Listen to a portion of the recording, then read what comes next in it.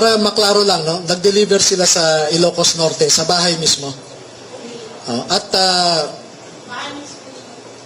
sa Paway, sa bahay ni BBM. Ha? Oo. At saka may mga katibayan naman, no? Buong pangalan po, pakistate lang po, tsaka yung naging personal knowledge sa pag-deliver po ng maleta. Ako po si Rosebert Tuaupan. Nasign ako kay boss since nung na-hired ako sa team niya. Meron kaming group chat na na sa team namin kay boss Elizalde ko. Okay. Doon pinapost lahat ng mga kung saan magdi-deliver, kanino, at kung ilang maleta. Deliver po ba kayo ng maleta sa Malacanang at or sa bahay po ni Pangulong Marcos?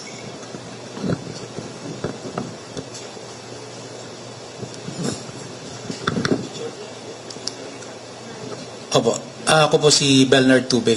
Nakapag-deliver po kami. Saan? 41 Forbes po.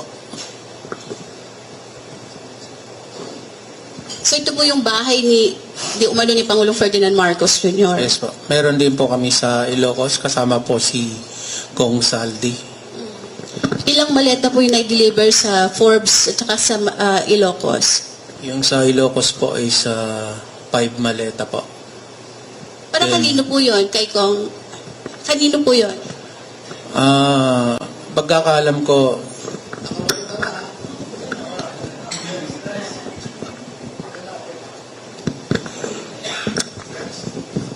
para maklaro lang, no? Nag-deliver sila sa Ilocos Norte, sa bahay mismo. At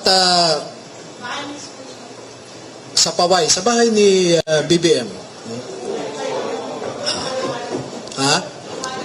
Oo. At saka may mga katibayan naman, no? May mga testigo, may ebidensya, pero wala yan. Wala mangyayari dyan.